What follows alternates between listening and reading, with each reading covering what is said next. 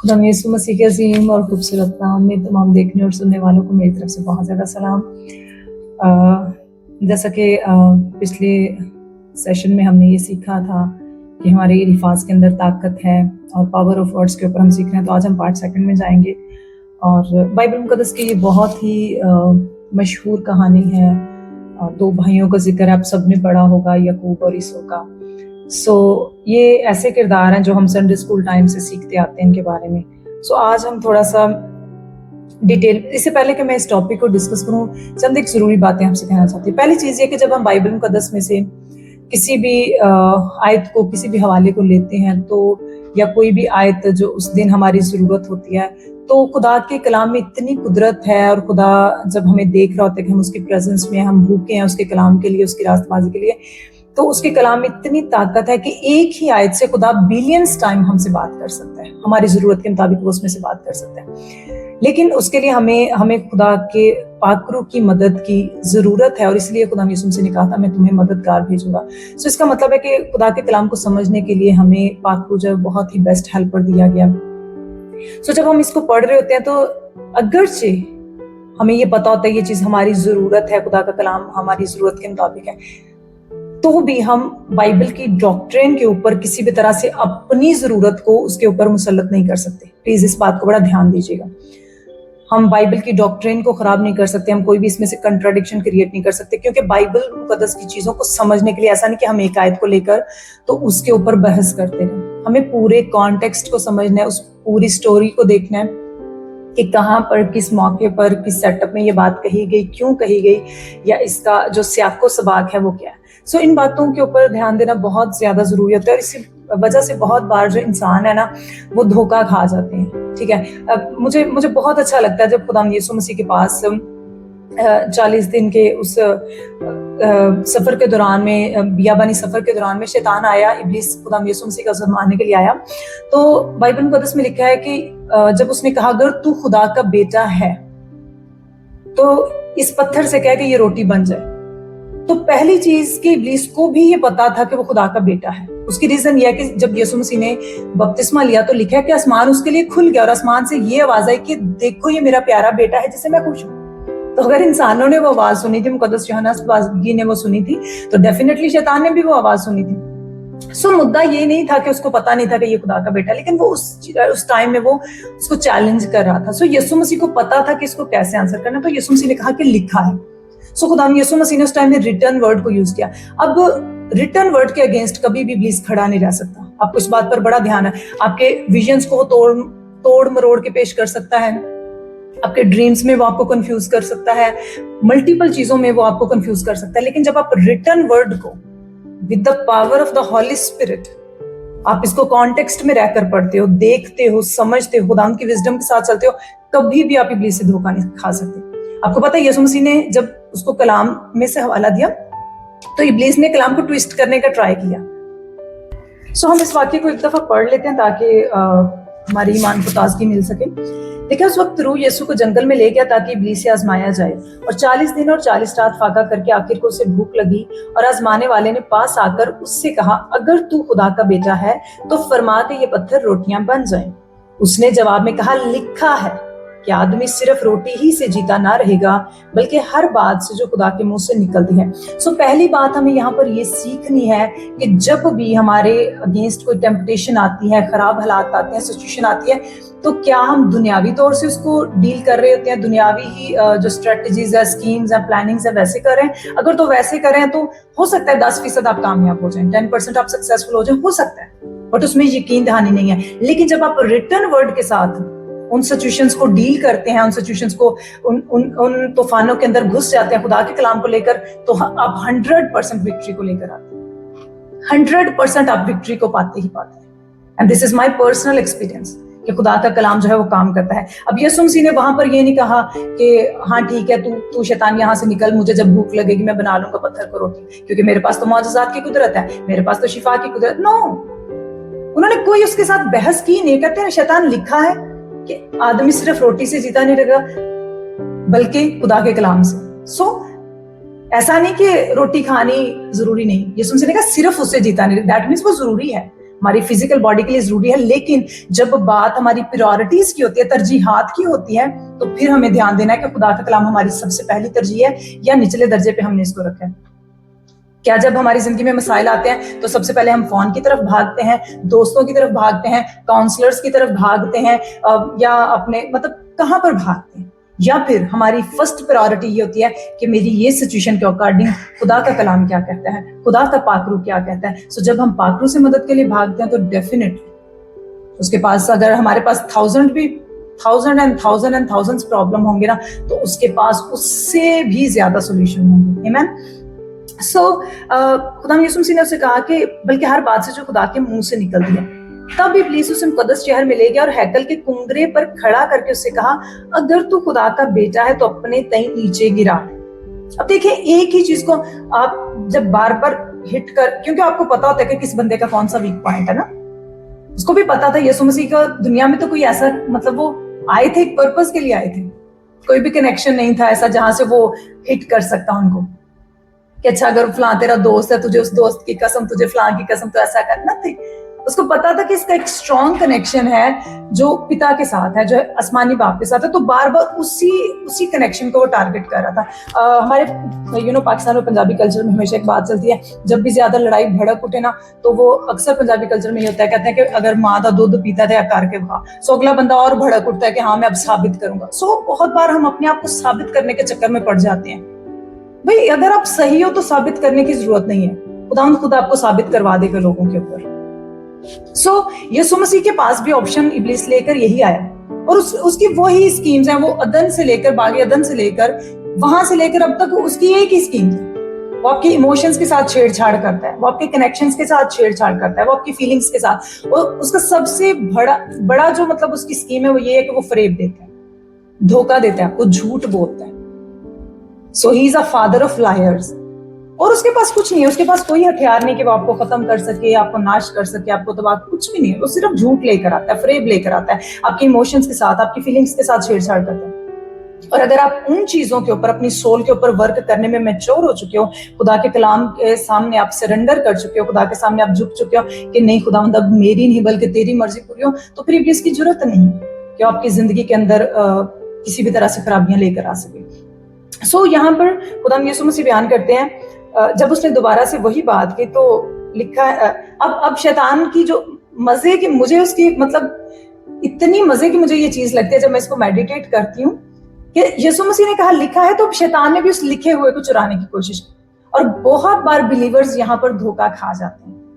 क्या होता है जब वो किसी सिचुएशन में फंसे हुए हैं ना, तो उनको कोई आकर ये कह रहा होता है कि नहीं हाँ हम खुदा के लोग हैं, शायद हम इसलिए ज्यादा दुख में पड़े हैं, खुदा के लोग हैं इसलिए हमारे ऊपर ज्यादा मुसीबतें आती हैं, हाँ शायद हमने दुआ ज्यादा करनी शुरू कर दिया तो मुसीबतों ने हमारे घर देख लिया, तो वो विक्टिम हो जाते हैं, वो उस चुंगल में फंस जाते हैं। सो बी केयरफुल। अब इब्लीस ने देखा कि अच्छा इसने रिटर्न वर्ड का हवाला दिया, तो उसने उस चीज को ट्विस्ट करने की कोशिश की। कहता है हाँ ये लिखा है कि तेरी बाबत वो अपने फरिश्तों को हुक्म देगा कि तेरी, अब उसने भी ज़बूर के अंदर लिखा, ज़बूर 91 में ये लिखा हुआ है कि तेरी बाबत वो अपने फरिश्तों। सो दैट मींस कि इब्लीस को भी कलाम का पता है। सो इब्लीस में और हम में जो खुदा के लोग हैं, हम में फर्क क्या है कि वो सिर्फ जानता है कलाम के बारे में, हम कलाम को मानते हैं। वो जानता है, उसको भी पता है बाइबल में क्या क्या लिखा है, कहां पर क्या क्या लिखा है, उसको भी पता है। इसलिए उसने यीशु मसीह को कहा कि तेरी बाबत वो अपने फरिश्तों को भेजेगा। सो यीशु मसीह भी अपने आप को प्रूव अगर करना चाहते उस टाइम में तो कह सकते थे कि हाँ ठीक है मैं ऊपर से छलांग लगाता हूँ, डेफिनेटली एंजल्स आ जाएंगे मुझे कैच करने के लिए, मुझे पकड़ने के लिए फरिश्ते आ जाएंगे। बहुत बार ऐसी जगह हैं जहां पर हमें चुप रहना सीखना है। हर बार खुद को प्रूव करने की कोशिश मत करें। अगर सचमुच में आप खुदावन से प्यार करते हैं, खुदा के कलाम के मुताबिक जिंदगी जीना चाहते हैं, तो हर रोज अपने आप को सुबह जब उठते हैं सबसे पहले आपकी तरजीह खुदा का कलाम होनी चाहिए। खुदा को कहें खुदा जितने भी आज के दिन के लिए मेरी लाइफ के चैलेंजेस है, मेरी जॉब प्लेस है, वर्क प्लेस है, बिजनेस है, कहीं पर भी मैं जा रहा हूँ, खुदा मुझे विजडम देना कि मैं हर एक चीज को तेरे कलाम के अकॉर्डिंगली हल कर सकूं। सो मान लें कि आपके जिस्म में कुछ अलामतें उठी, तो आपको लगा कि ओके ओके, आपने टेस्ट करवाया, आप डॉक्टर के पास गए, आपकी मेडिकल रिपोर्ट आई और वहां पर लिखा कि आपको डायबिटीज हो गई है या हेपेटाइटिस है या कुछ भी, कोई भी ऐसी बीमारी जो आपको लगता है कि इसका तो कोई इलाज नहीं है या देर तक चलेगी, ज्यादातर इसकी मेडिसिन खानी पड़ेंगी, ऐसी कोई भी चीज।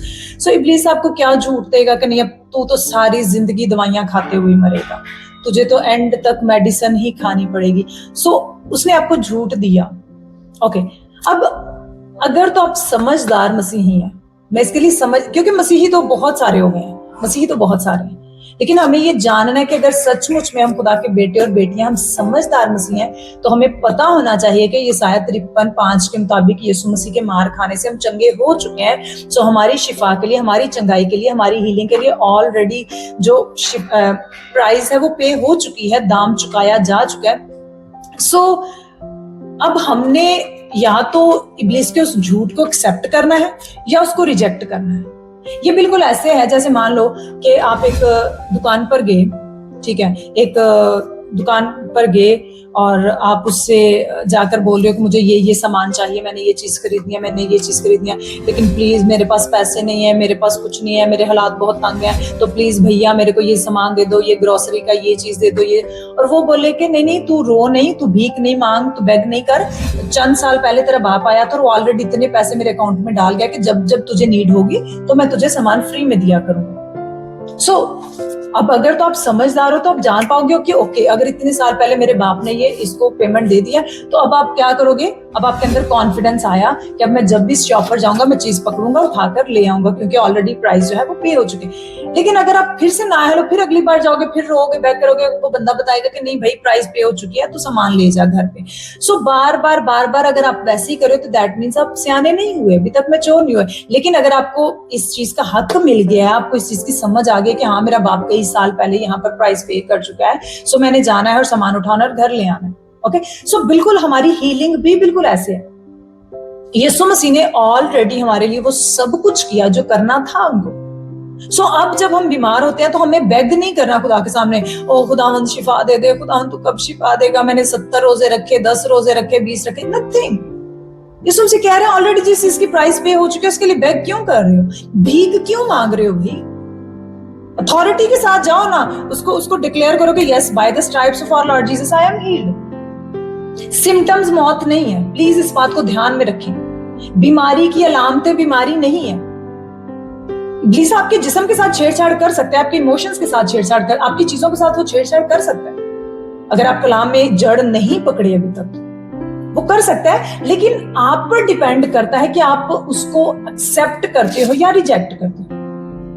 मान ले मैं आपको अपनी एग्जांपल देती हूँ कि अभी अगरचे मैं कलाम सिखाती हूँ, मैं खुदावंद में इस चीज को समझ गई हूँ, जान चुकी, लेकिन बहुत बार ऐसा होता है जब मैं बहुत थक जाती हूँ, बहुत काम करती हूँ, मिनिस्ट्री का काम करते हैं, घर के काम करते हैं, कुछ भी ऐसा है, बहुत बार फीवर आ जाता है और हमने इससे पहले कि हम आपको सिखाएं, हम खुद से उसको शुरू करते हैं। फीवर आ गया बॉडी में, अब मेरे पास एक ऑप्शन है कि मैं पैनाडोल खा सकती हूँ, क्योंकि मुझे पता है कि ऐसा थोड़ी है कि अगर पैनाडोल खाने से मेरा ईमान खतरे में थोड़ी आ जाएगा।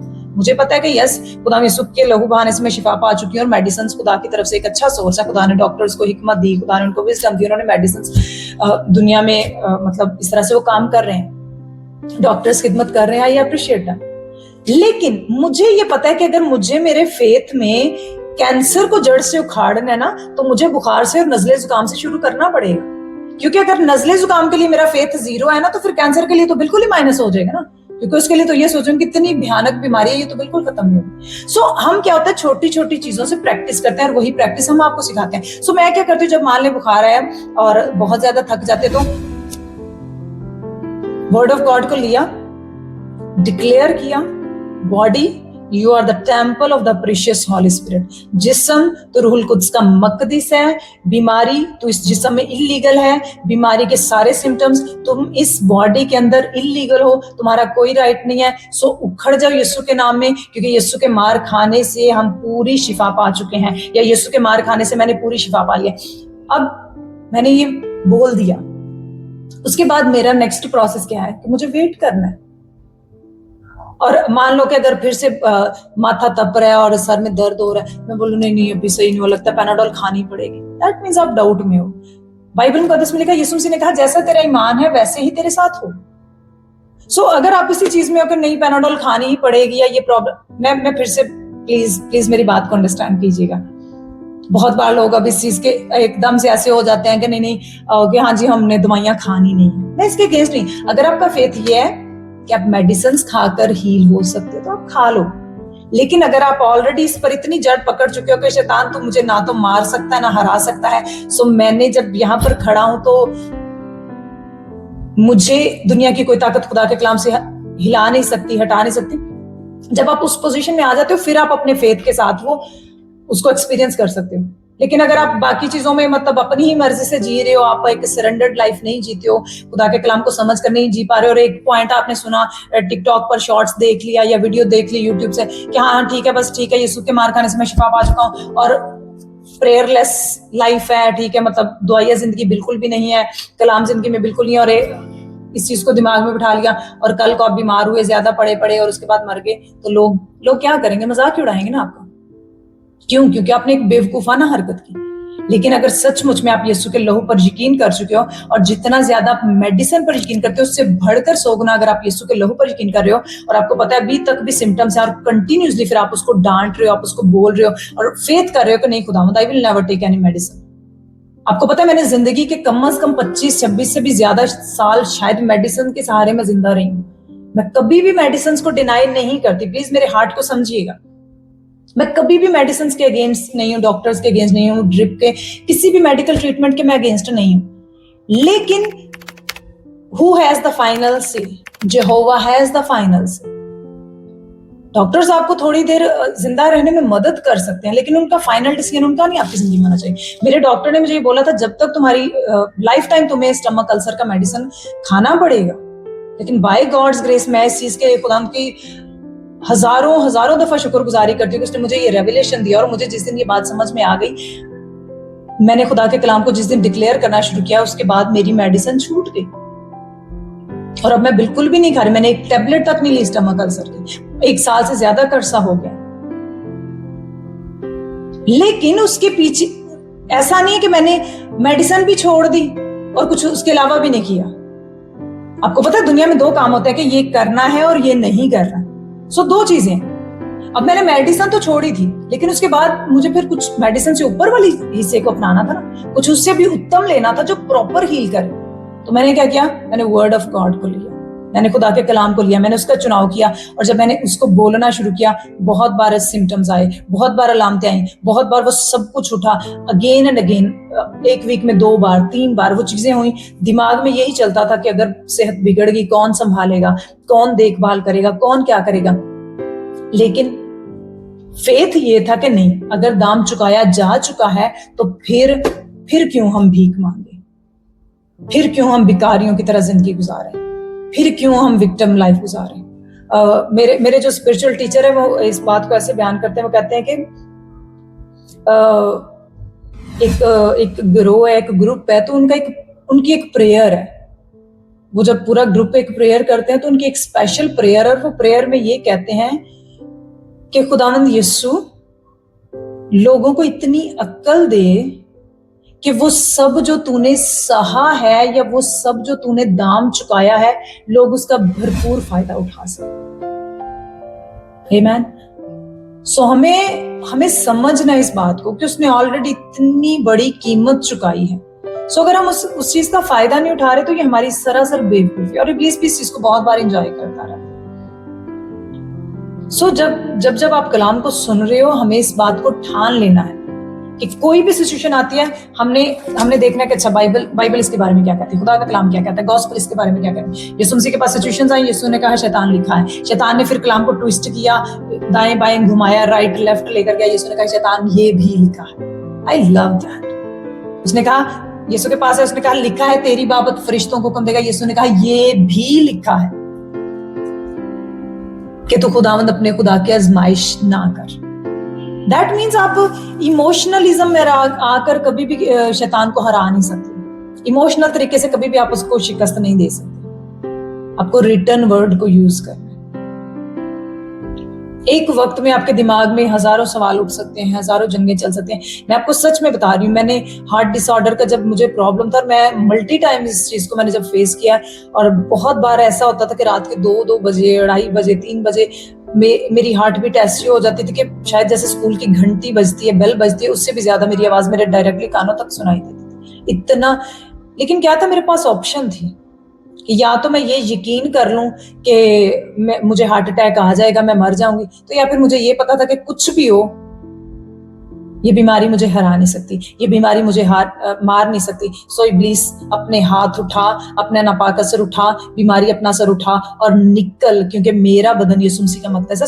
सबसे पहले आपको अपनी जिस्मानी शिफा पाने के लिए जो सबसे मेन बात है, वो आपको याद रखनी है लाइफ टाइम, कि क्या इस बात की श्योरिटी है कि आपका जिस्म यीशु मसीह का मकदस है। अगर तो सचमुच में आप अपनी जिंदगी में यीशु मसीह को कह चुके हो, खुदाम यीशु मेरी बॉडी तेरा टेंपल है, मेरा जिस्म तेरा मकदस है, तो फिर गारंटी है, कुछ भी अलामतें आती हैं ना, कुछ भी बार बार क्यों नहीं आए, एक दिन में 1000 बार भी अलामतें क्यों नहीं, 1000 बार भी सिम्टम्स क्यों ना क्रिएट हो, अगर तो आप ये कह चुके हो खुदाम के सामने और आप इस बात को बिलीव कर चुके हो, फिर nothing can harm you, nothing, कुछ भी आपको खत्म नहीं कर सकता।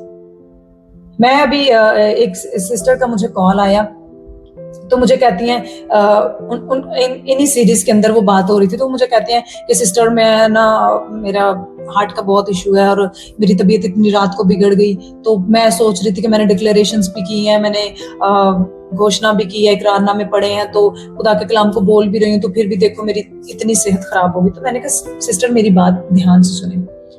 तो मैंने उनको कहा, मैंने कहा देखो, जब आपके घर में आप सफाई करते हो, आपने एक बार सफाई की, आपने मेहनत की, बहुत अच्छी बात है, हम सब करते हैं। दोबारा अगर घर में गंद पड़ गया है, गंदगी हो गई है, कुछ गंदा गिर गया है, कुछ भी आया, तो क्या आप चिल्लाना शुरू कर देते हो, ओए होए होए फिर गंद पड़ गया, फिर गंदगी होगी? नो, अगर आप अक्लमंद हो, आप उठते हो, फिर से झाड़ू पकड़ते हो, फिर से सफाई कर देते हो। सिंपल है।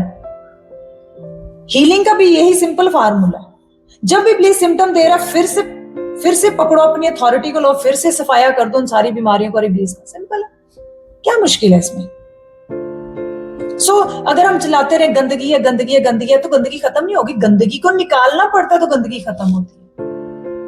घर की सफाई करनी पड़ती है तो घर साफ लगता है। बिल्कुल ऐसे ही है, बॉडी में कुछ भी आया, खुदा के कलाम को पकड़ो और सफाई कर डालो अपनी जिंदगी। फिर से अगर सिम्टम्स आते हैं, फिर से गंद पड़ता है, फिर से कोई चीजें आती हैं, मौसमी असरात आ गए, वायरल डिसीजेस आ गई, फ्लू आ गया, कफ आ गई, कुछ भी आया, फिर से सफाया कर दो उस चीज का।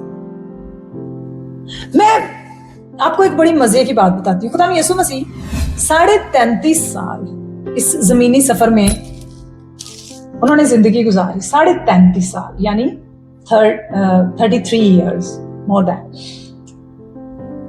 क्या उन दिनों में मौसम नहीं बदलते थे? क्या उन दिनों में हालात नहीं बदलते थे? ऐसा नहीं होता था कि सर्दी के बाद कभी गर्मी नहीं आई, या गर्मी के बाद कभी बहार नहीं आई, या खिजां का मौसम नहीं आया।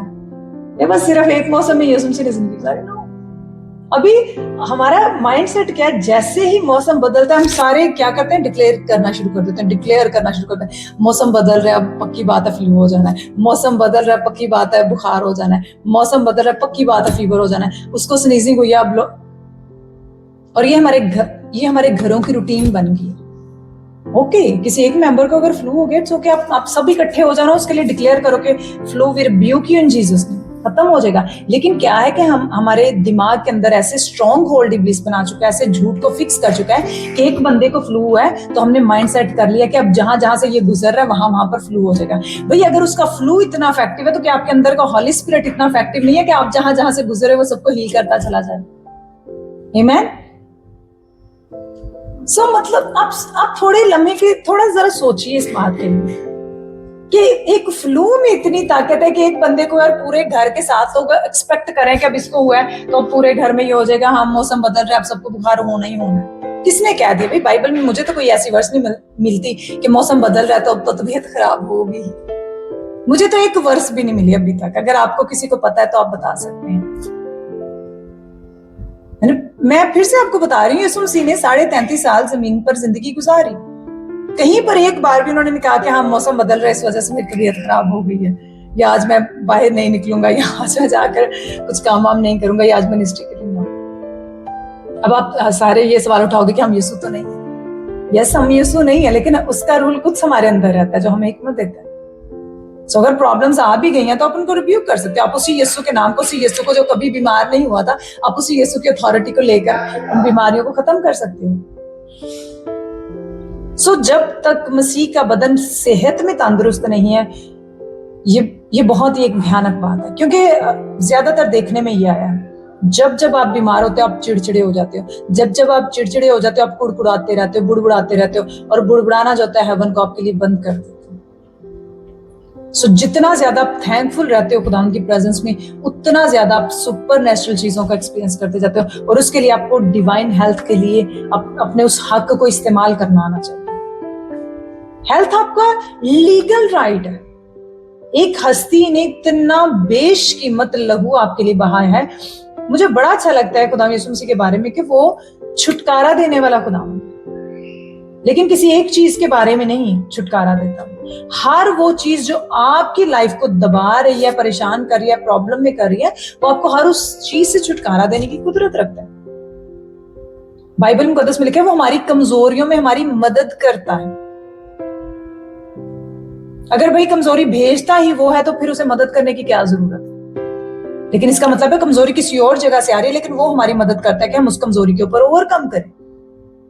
बीमारी किसी और तरफ से आ रही है, लेकिन वो हमारी मदद करता है कि हम उस बीमारी के ऊपर ओवरकम करें। पतरस की सास को बुखार हो गया, ठीक है, पतरस की सास को बुखार है, वो पड़ी हुई है, और खुदा यीशु मसीह आए हैं, तो उन्होंने कहा कि हाँ पतरस इसको चलो थोड़ा बहुत कहवा बना दो, ये कर दो, कोई जुगाड़ लगा दो, थोड़ा बहुत मौसम बदल रहा है इसलिए इसकी तबीयत खराब ना हो। बाइबल मुकद्दस बयान करते हैं खुदा यीशु मसीह ने तब को झिड़का। इसका मतलब है अगर यीशु मसीह बीमारियों को झिड़कता है तो हमें बीमारियों को सीने से लगाने की कोई जरूरत नहीं है। आज बहुत बार हम अपनी बीमारियों से छुटकारा क्यों नहीं पाते? क्योंकि आपने लोगों के मुंह से ये सुना होगा, मेरी डायबिटीज, मेरी शुगर, मेरा कैंसर। भाई किस दिन से बीमारियां आपकी हो गई? जब आप उनको इतना चिपकाओ, गले के साथ लगाते रहोगे तो फिर तो वो आपको चिपकेंगी ना, और चिपकेंगी। अब ये बोलो मेरा जिस्म खुदावंद का मकदीस है, मैं खुदावंद की हैकल हूं, मैं खुदा का घर हूं, बीमारी तू इलीगल है, तुझे निकलना होगा। बीमारी को मत के मेरी बीमारी, मेरा ब्लड प्रेशर, मेरी डायबिटीज, मेरा नथिंग, वो आपकी नहीं है भाई। वो आपके दुश्मन की तरफ से, वो इब्लीस की तरफ से भेजी गई है, ताकि जब आप उसको एक्सेप्ट करें तो धीरे धीरे करके खुदा का टेम्पल जो है वो बर्बाद होता जाए। खुदा का मकदीस जो आपका बदन खुदा का टेम्पल है, ये बर्बाद होता होता खत्म हो जाए। सो नई पैदाइश का तजुर्बा हासिल करना एक बहुत बड़ी हमारे लिए अमेजिंग ब्लेसिंग है कि हम यीशु मसीह में आ जाते हैं, हम न्यू क्रिएशन हो जाते हैं। लेकिन जब न्यू क्रिएशन हो गए तो उन सारी ब्लेसिंग्स का फायदा उठाओ जिसके लिए यीशु मसीह ने अपनी जान दी। सो कोई भी बाप जो अच्छा पिता है वो कभी भी ये नहीं चाहता कि उसके बच्चे बीमारियों में मर रहे हैं और वो खुशी मनाता रहे। अगर आप एक अच्छे पेरेंट्स हैं तो आपको ये एक्सपीरियंस होगा कि अगर आपके बच्चे को रात को बुखार और उसको फिट्स आ रहे हैं, उसको झटके लग रहे हैं, तो आप क्या डिजायर करोगे कि नहीं इसकी ये टेम्पटेशन है, ये ऐसे ही है, झटके लेता रहे बुखार में। नो, आप अपना बेस्ट कर देते हो कि बस आज रात ही काश ये ठीक हो जाए, आज रात अभी और इसी वक्त ये ठीक हो जाए। तो यीशु मसीह ने कहा अगर तुम बुरे होकर, दैट मीन्स हम इंसान बुरे होते हुए भी अगर अपने रिश्तों नातों के लिए, अपने बेटे बेटियों के लिए, अपने पेरेंट्स के लिए, अपने बहन भाइयों के लिए अगर हम इतने ज्यादा अच्छे हो सकते हैं, बुरे होने के बावजूद भी हम अपनों के लिए इतने अच्छे होते हैं कि काश ये अभी ठीक हो जाए। और इवन हमारी माएँ तो बहुत अमेजिंग होती हैं, वो कहती हैं कि उनकी, मैं अक्सर जब हम छोटे होते थे हमारी माओ की ये दुआ होती थी कि खुदावंद इसको ठीक कर दे, इसकी बीमारी हमें दे दे। क्योंकि वो अनअवेयर होती थी, तो जो उनका हार्ट होता था वो एक बड़ा इंपॉर्टेंस रखता था। वो कहते खुदावंद मेरे बच्चे को ठीक कर दे, काश इसकी बीमारी मुझे लग जाए, ये इतना ना तड़पे। अब इमेजिन करो कि वो पेरेंट्स जो कुछ अरसे के लिए हमारे, वो इतने कॉन्शियस होते हैं कि हम अगर बीमार हैं तो वो फिक्र करते हैं, बुरे होकर भी वो अच्छी फिक्र कर लेते हैं, अच्छी चीज की जिम्मेदारी उठा लेते हैं। तो आप इमेजिन करो वो जो है ही अच्छा पिता, हर भलाई, हर एक अच्छी चीज, हर एक अच्छी आशीष जिसकी ओर से आती है, नूरों के बाप की तरफ से आती है, वो कितना ज्यादा नहीं चाहेगा कि मैं और आप चंगाई में चलें, वो कितना ज्यादा नहीं चाहेगा कि मैं और आप शिफा में चलें, वो कितना ज्यादा नहीं चाहेगा कि मैं और आप डिवाइन हेल्थ में चलें, मैं और आप उस चीज का भरपूर फायदा उठा सकें जिसके लिए आज से हजारों साल पहले यीशु मसीह ने अपनी जान दी। हमें इब्लीस के उन झूठ को तोड़ना है। शुरुआत हमें खुद से करनी है। हमें अपने बहुत बार होता है ऐसा, जब सिम्टम्स ज्यादा स्ट्रांगली उठ जाते हैं तो ऐसा होता है कि हमें लगता है कि नहीं अब कुछ तो कर लें, कुछ तो कर लें। वो जो कुछ कर रहा है ना, वो इसी को बस करें, जितना हो सकता है इसको कर लें। It will never fail, I guarantee you, it will never fail. मैं आपको एक छोटी सी अपनी टेस्टिमनी शेयर करती हूँ। एक रात ऐसा हुआ कि एक मिल्क पैक था, और मोस्टली तो मैं हमेशा जब भी मैं कुछ खरीदती हूँ मैं उसकी एक्सपायरी डेट पढ़ लेती हूँ। सो मैंने एक बार मिल्क पैक था, सो उसका क्या था कि वो आफ्टर ओपनिंग उसको 3 दिन के अंदर यूज करना था, लेकिन वो तकरीबन 15 दिन से भी ऊपर गुजर गए और मुझे कुछ आइडिया नहीं था। चूंकि वो फ्रिज में था तो मुझे ये था कि अभी तक तो ये ठीक है क्योंकि उसका नेक्स्ट ईयर तक की भी डेट थी, लेकिन वो ओपन हो चुका था। सो इस वजह से मैं अनअवेयर थी। सो एक रात क्या हुआ कि मैंने उस दूध को पी लिया। मैं फोन कॉल पर बिजी थी और मेरा ध्यान नहीं गया उस चीज की तरफ, तो मैंने उस दूध को जैसे ही पी लिया, सडनली मेरे ऐसा लगा कि जैसे मेरे अंदर मेरे स्टमक में कट लग रहे हैं, जैसे छुरी के साथ कोई किसी चीज को काट रहा है। मैं परेशान होगी कि ऐसा, मतलब मेरे स्टमक में तो कभी ऐसा दर्द नहीं हुआ, तो ये दर्द क्यों है। और सडनली मुझे समझ आई, मैं फौरन फ्रिज की तरफ दौड़ी और मैंने वो पूरा जो मिल्क पैक था मैंने उसको पढ़ना शुरू किया।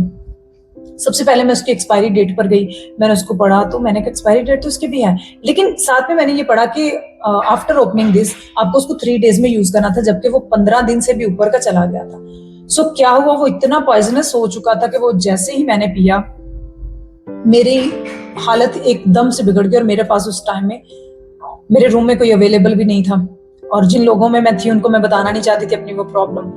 सो मैंने सडनली वो होता होता दर्द, मतलब मेरी कैफियत ऐसी खराब हो गई कि मुझे सचमुच में मैं पूरा घूमना शुरू हो गई, मेरी तबीयत इतना खराब होना शुरू हो गई कि मुझे लगा कुछ गड़बड़ हो गई है।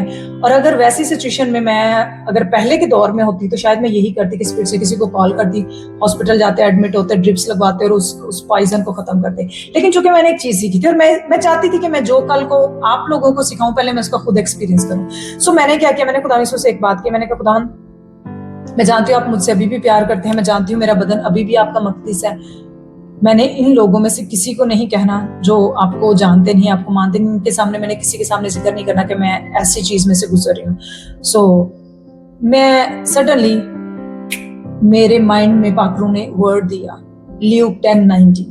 अब बिलीव करें 2 आवर्स तक मैंने उसको डिक्लेयर करती कि अब क्या है, मतलब स्टमक में कंटिन्यूअसली मतलब ऐसे था जैसे कोई चीज कट रही है अंदर से।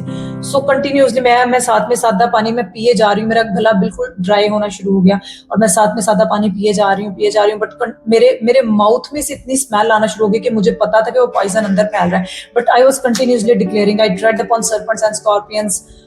सो खुदा ने सुन कहा, देखो मैंने तुमको इख्तियार दिया कि सांप और बिच्छों को कुचलो, दुश्मन की सारी कुदरत पर गालिब आओ, ठीक है, और तुमको हरगिज किसी चीज से जरर ना पहुंचेगा। सो मैंने क्या किया, मैंने इस आयत को अपने लिए बाय फेथ रिसीव किया। मैंने कहा nothing shall harm me, nothing shall harm me, it is written in the word of God, nothing shall harm me. So I was continuously meditating and declaring the word of God continuously. और 2 घंटे मैं उस चीज से जूझ रही थी, 2 घंटे मैं उस चीज को बर्दाश्त कर रही थी। और पता है उस टाइम में मैंने एक चीज सीखी। बहुत बार जब आप डॉक्टर्स के पास जाते हो क्या होता है कि कभी कभी आपको स्लिप लेने के लिए खड़े होते होते घंटा लग जाता है, कभी कभी आपका नंबर आते हुए आपको डॉक्टर का एमबीबीएस का वेट करते करते 1 आवर से ज्यादा का आपको गुजर जाता है, लेकिन आप वो कर लेते हो क्योंकि आपका माइंड सेट हो चुका है, आपका बिलीफ सिस्टम वहां पे सेट है कि अब हम हॉस्पिटल तक पहुंच गए तो अब हम बच जाए। सो क्या हम खुदा के कलाम को उससे ऊपर का दर्जा नहीं दे सकते कि कोई बात नहीं, अगर 2 घंटे गुजर गए तो क्या हुआ, 3 घंटे गुजर गए तो क्या हुआ, एमबीबीएस काम कर रहा है मेरी लाइफ के ऊपर। अगर सच में आप खुदा यीशु मसीह के लहू को अपना एमबीबीएस मानते हो तो फिर आपको वेट करना है ना कि ओके एमबीबीएस काम कर रहा है, भाई मेरा प्रोसेस शुरू हो चुका है, मैं जैसे वर्ड ऑफ गॉड को डिक्लेयर कर रहा हूँ मेरा प्रोसेस शुरू हो चुका है। फिर जब तक वो सह रहे हैं तब तक भी वेट करते रहे। आपको पता है जब हम हॉस्पिटल्स में बहुत बार होते हैं तो ऑक्सीजन सिलेंडर लगा होता है, ऑक्सीजन लगी होती है, कोई डॉक्टर ड्रिप दे रहा है, कोई कुछ कर रहा है, उस टाइम में हम हील तो नहीं होते, लेकिन हमारा एक बिलीव सिस्टम होता है, हमारे प्यारों का जो बाहर खड़े होते हैं उनका बिलीव सिस्टम होता है कि प्रोसेस चल रहा है। सो जब आप वर्ड ऑफ गॉड पे खड़े होते हो तो इससे भी ज्यादा बिलीव के साथ खड़े हो कि जब मैं इसको बोल रहा हूं तो इसके नेचर में फेल होना नहीं है, वर्ड ऑफ गॉड फेल हो ही नहीं सकता। सो जब इसमें ये लिखा है तो ये मेरे लिए पूरा होकर रहेगा। 1 घंटा, 2 घंटा, 3 घंटा, जब तक आपको उस चीज का रिजल्ट नहीं मिल जाता तब तक आप उसको डिक्लेयर करते हो। और आपको ऐसा करना पड़े। सो मैंने क्या किया, मैं 2 घंटे गुजर गए, मैं इसको करते जा रही, मैं इस लॉन्ग स्टोरी शॉर्ट कर रही हूँ। सो मैंने इसको करते ही कंटिन्यूसली, मैं चूंकि पानी बहुत ज्यादा मैं पी रही थी, सो मुझे कंटिन्यूसली मैं वॉशरूम में जा रही थी, फिर वहां से मुझे पता था ये डिफिकल्ट मोमेंट है। इब्लीस बार बार मेरे साथ झूठ बोल रहा था, मेरे दिमाग में कंटिन्यूसली डाउट्स आना शुरू हो गए कि अगर मैं इधर कमरे में ही मर गई, बेहोश होकर गिर गई, तो कौन यहाँ से बाहर निकालेगा, कौन उठाएगा। ठीक है, तो वो सारे डाउट्स जब मेरे दिमाग में आना शुरू हुए, तो जब आप कलाम में जड़ पकड़ चुके हैं ना, तो आपको पता है कि उन डाउट्स के जो वॉल्स है उसको कैसे गिराना है। सो कंटिन्यूसली मैं डिक्लेयर करती कि after 2 hours I was completely delivered from all kind of pain. So ऐसा नहीं कि हम आपको कोई किस्से कहानियां या कुछ ऐसी चीजें सुना रहे, नो। मैं लास्ट टाइम भी एक हमने वीडियो रिकॉर्ड की, तो उसमें मैंने बोला था अगर आपका बिलीफ सिस्टम यह है कि आप मेडिसिन खाकर हील हो सकते हो, तो आप खाओ। वो कोई गुनाह नहीं है, वो कोई जुर्म नहीं है। डॉक्टर्स के पास जाना, मेडिकल ट्रीटमेंट करवाना कोई जुर्म नहीं है। लेकिन अगर आप डिवाइन हेल्थ में चलना चाहते हो, एक मजबूत सेहत में जीना चाहते हो, तो फिर आपको वायलेंट फेथ अपनाना पड़ेगा। और शुरू आपको चाहे फ्लू हो, फीवर हो, वहीं से शुरू करना पड़ेगा। थोड़े थोड़े फेथ को आप एक्सपीरियंस करते करते फिर लाइफ में कोई भी बड़ा पहाड़ भी होगा, आप उसको उखाड़ोगे और उस पहाड़ को उखड़ना पड़ेगा यीशु के नाम। क्योंकि यीशु मसीह ने कहा था अगर तू पहाड़ से गई, यीशु मसीह ने ये नहीं कहा था तुम मुझसे दुआ करना मैं पहाड़ों को उखाड़ूंगा, नहीं। यीशु ने कहा मैं अपनी अथॉरिटी तुम्हें देता हूं, और अब तुम पहाड़ों को कहोगे तो वो उखड़ जाएंगे तुम्हारे कहने से। सो आपकी लाइफ में कुछ भी आता है, आप उसको उखाड़ना शुरू करें यीशु के नाम में। सो जब आप इसी बाब की अगली आयतों को पढ़ते हो, मुकद्दस मत्ती रसूल का इंजील बयान उसका 4था बाब और उसकी आयत नंबर 23 में लिखा है, और यीशु तमाम गलील में फिरता रहा और उनके इबादत खानों में तालीम देता और बादशाही की खुशखबरी की मुनादी करता, और लोगों की हर तरह की बीमारी और हर तरह की कमजोरी को दूर करता रहा। कैसे हम इल्जाम लगा सकते हैं कि हमारी ये बीमारी खुदा की तरफ से है, हमारी ये कमजोरी खुदा की तरफ, भाई जो खुदा की मर्जी, जब चाहेगा चंगा कर देगा। नो, वो जब मसलूब होने से पहले, सलीबी मुकाम पर जाने से पहले वो खुद जाता, गली गली फिर रहा था, शहरों में जा रहा था, गलियों में जा रहा था, बाजारों में जा रहा था, इबादत खानों में जा रहा था, वो लोगों को उनकी बाइबल मैंने ये बात नहीं की, मैंने आपको पहले क्या, आप कुछ भी सुनते हैं आप उसको वेरीफाई करो बाइबल से, आप उसको खुद देखो, खुद पढ़ो कि क्या ये बातें इसी तरह हैं।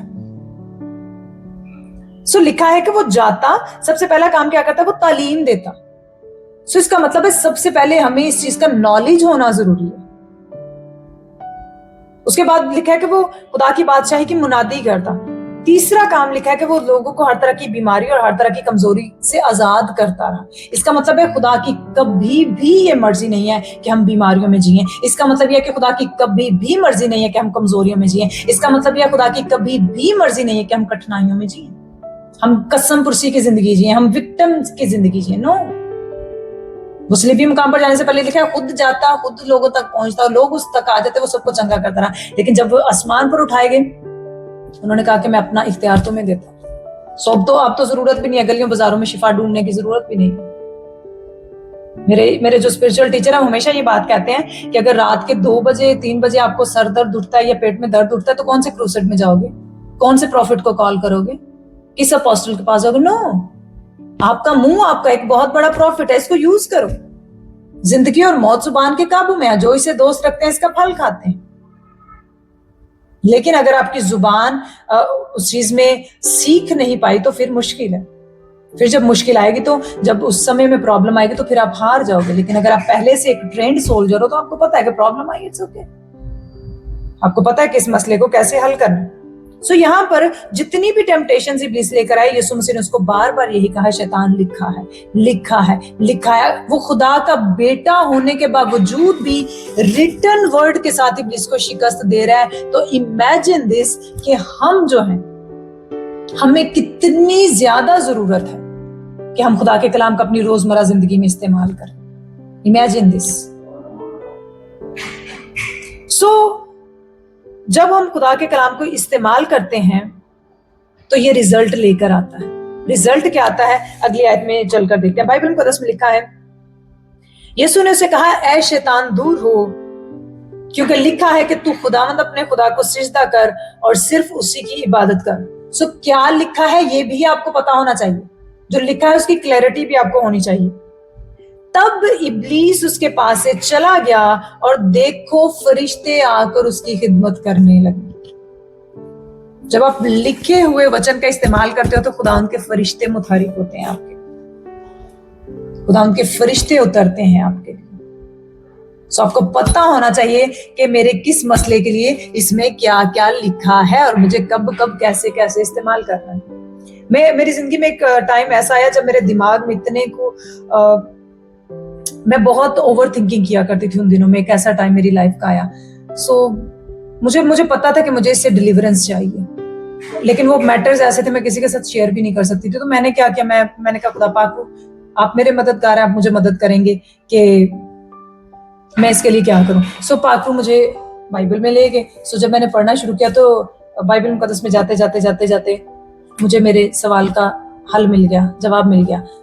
सो मुकद्दस पौलुस रसूल कहते हैं क्योंकि हम अगरचे जिस्म में जिंदगी गुजारते हैं मगर जिस्म के तौर पर लड़ते नहीं, इसलिए कि हमारी लड़ाई के हथियार जिस्मानी नहीं बल्कि खुदा के नजदीक कलों को ढा देने के काबिल हैं। चुनाचे हम तसव्वुरात और हर एक ऊंची चीज को जो खुदा की पहचान के खिलाफ सर उठाए हुए हैं ढा देते हैं। सो उसी समय मुझे समझ आ गई थी कि अब वो जो तसव्वुरात है, वो जो इमेजिनेशंस है, वो जो ओवर थिंकिंग है, उसको मुझे कैसे गिराना है।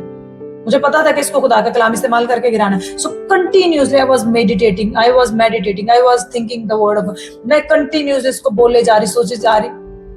विद इन 1 वीक में उससे डिलीवरेंस मैंने हासिल कर। सो अगर आप अपने मसाइल को इग्नोर करते रहोगे तो कभी भी मसाइल का हल नहीं पाओगे। मैं हमेशा इस बात को कहती हूँ, ना तो अपने मसाइल को सर पर चढ़ाओ और ना ही अपने मसाइल को इग्नोर करो। मसला होना, मसाइल का होना एक लीगल चीज है। मसाइल आते हैं, हम इस दुनिया में रहते हैं। यीशु मसीह ने कहा दुनिया में मुसीबत उठाते हो लेकिन खातिर जमा रखो, मैं दुनिया पर गालिब आया हूं। सो जिस दुनिया में हम रहते हैं इसमें हमें बहुत सारे इर्द गिर्द में हमारे मसाइल हैं, प्रॉब्लम्स हैं, टेंशन है, डिप्रेशन, एंजाइटी, सब कुछ है। लेकिन जब हमें ये पता है कि हम मसीह में कौन है, हमारी मसीह में शिनाख्त क्या है, तो फिर हमें ये पता होना चाहिए कि उन स्ट्रॉन्ग होल्ड्स को हमने कैसे गिराना है, उन दीवारों को, जो जेरिको की दीवारें, उनको हमने कैसे ढाना है। सो हमें पता होना चाहिए इस चीज का। और जिस दिन पता चल गया ना, आपको जय में जीने से कोई भी रोक नहीं सकता, आपको विक्ट्री में जीने से कोई भी रोक नहीं सकता। प्रॉब्लम कुछ भी आ जाए आपके अगेंस्ट, कोई भी तूफान उठे, फिर आप जब अच्छी जमीन बन चुके होते हो ना, तो आप 100 गुना फल लाते ही लाते हो, कोई ताकत आपको रोक नहीं सकती। आमीन। सो बाइबल मुकद्दस में पैदाइश की किताब उसका 25 बाब और उसके